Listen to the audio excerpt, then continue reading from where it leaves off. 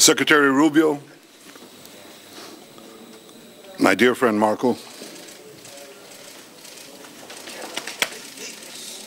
it's great to welcome you in Jerusalem with your delegation. It's great to welcome you in Jerusalem as Secretary of State of the United States.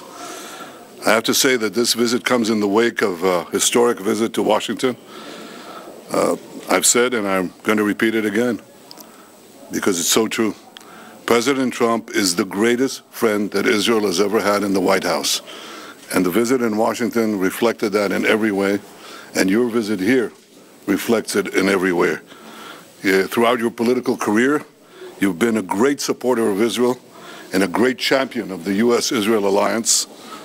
I have no doubt that your unwavering support will continue during your tenure as Secretary of State. And I also have no doubt that you'll be a voice of clarity and courage on the world stage for the values that we in Israel, you in America, hold dear, the values of freedom for all those who cherish liberty. You're already doing that, and I want to tell you that it's heard loud and clear here and everywhere else. Today, Secretary Rovio and I had a very productive discussion with our staffs on a number of issues. None of them are more important than Iran. Israel and America stand shoulder to shoulder in countering the threat of Iran. We agreed that the Ayatollahs must not have nuclear weapons.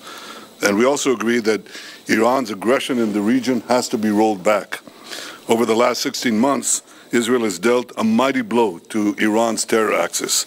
Under the strong leadership of President Trump and with your unflinching support, I have no doubt that we can and will finish the job. We also spoke a great deal about Gaza. I thank Secretary Rovio for President Trump's assistance in helping us secure the release of another 3 hostages yesterday. These are hostages that Hamas refused to support only a few days to release only a few days earlier. And I also thanked him for America's unequivocal backing for Israel's policy in Gaza in moving forward. I want to assure everyone who's now listening to us, President Trump and I are working in full cooperation and coordination between us. We have a common strategy, and we can't always share the details of this strategy with the public, including when the gates of hell will be opened, as they surely will if all our hostages are not released until the last one of them. Israel is determined to achieve all the war objectives we set after the horrific attack on October 7th, the worst attack on Jews since the Holocaust. We will eliminate Hamas's military capability and its political rule in Gaza. We will bring all our hostages home, and we will ensure that Gaza never again poses a threat to Israel. The unequivocal support of the United States on Gaza will help us achieve these objectives faster and set us on a path for a different future. Secretary Rovio and I discussed President Trump's bold vision for Gaza's future, how we can work together to ensure that that future becomes a reality. We also discussed the situation in Syria after the collapse of Assad's regime, a collapse that was made possible by Israel's weakening of Iran's terror axis, especially the weakening of Hezbollah and the removal of Nasrallah. For over a decade before October 7th, Israel acted to prevent Iran from developing new terror fronts against us in Syria, right opposite the Golan Heights and deeper in Syria. And we conducted hundreds of airstrikes, perhaps 1,000, in order to prevent it, and we did. Now, if any other force in Syria today believes that Israel will permit other hostile forces to use Syria as a base of operations against us, they are gravely mistaken. Israel will act to prevent any threat from emerging near our border in southwest Syria. The Secretary and I discussed Lebanon as well. Israel is committed to the ceasefire understandings that were reached in November. We expect the government of Lebanon to be equally committed to their fulfillment. The scenes we saw this weekend in Beirut of UNIFIL forces being attacked by Hezbollah, this was not encouraging. The 2 UN resolutions that everyone refers to, 1559, 1701, well, they must be fully implemented. Hezbollah must be disarmed. And Israel would prefer that the Lebanese army do that job, but no one should doubt that Israel will do what it has to do to enforce the understandings of the ceasefire and defend our security.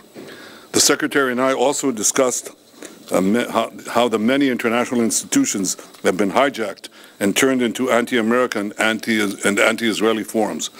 We see that in the UN General Assembly, in the UN Human Rights Commission, where anti-Americanism is rampant, and more resolutions are passed about Israel than the rest of the world combined. And we see it especially in the lawfare that is being waged against America and Israel at the ICC, the ICJ, and elsewhere.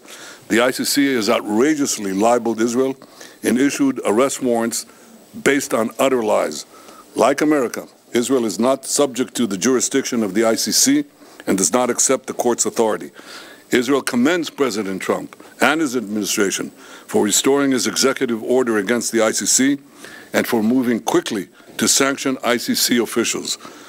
The Secretary and I discussed working together to formulate a common strategy to deal with the threat of lawfare and neutralize this threat once and for all. So these are some of the issues we discussed today. Believe it or not, there were more, many more. We can say that the Middle East today has many opportunities, many challenges, and we think we can realize the opportunities and also meet the challenges. And I have no doubt that working together, America and Israel will overcome the challenges and seize the opportunities. I have to say that I'm absolutely confident that under President Trump's leadership and working together with you, Secretary Roubiu, Mrko, the best days of our alliance are still yet to come. Welcome to Jerusalem. Welcome, my friend. Thank you. Thank you, Mr. Prime Minister. It is an honor to be back here. I've been here many times before as an American visiting, and then as a member of the United States Senate, but now for the first time as the Secretary of State of the United States, and it's an honor to be here. And it's an honor to serve in this role on behalf of President Donald Trump, who, as you've accurately stated, Mr. Prime Minister, is a tremendous friend of Israel. There's been no stronger ally for Israel in the White House than President Trump. He's also a man that speaks clearly and unambiguously and makes clear his views on issues. The first he's made clear is, and as you've pointed out, and the hostages need to come home, they need to be released, and you work in very close coordination with him. He's working in very close coordination, but with the Prime Minister and his government in ensuring that that happens. That must happen. It's not optional. And would add that that's a goal we share in common, and that is something we work on very closely together. The President's also been very bold about his view of what the future for Gaza should be. Not the same tired ideas of the past, but something that's bold and something that frankly took courage and vision in order to outline. And it may have shocked and surprised many, but what cannot continue is the same cycle where we repeat over and over again and wind up in the exact same place. Related to that, the President's been very clear. Hamas cannot continue as a military or government force. And frankly, as long as it stands as a force that can govern, or as a force that can administer, or as a force that can threaten by use of violence, peace becomes impossible. They must be eliminated. They must be eradicated. On the broader issues that we discussed as well is the questions in Syria. And while the fall of Assad is certainly promising and important, if Syria replacing one destabilizing force for another is not a positive development. And that is something that we will watch very carefully as we seek to craft our own strategy with regards to how to approach the events in Syria. In the case of Lebanon, our goals are aligned and the same. A strong Lebanese state that can take on and disarm Hezbollah.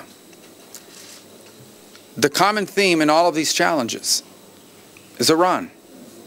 It is the single greatest source of instability in the region. Behind every terrorist group, behind every act of violence, behind every destabilizing activity, behind everything that threatens peace and stability for the millions of people who call this region home, is Iran.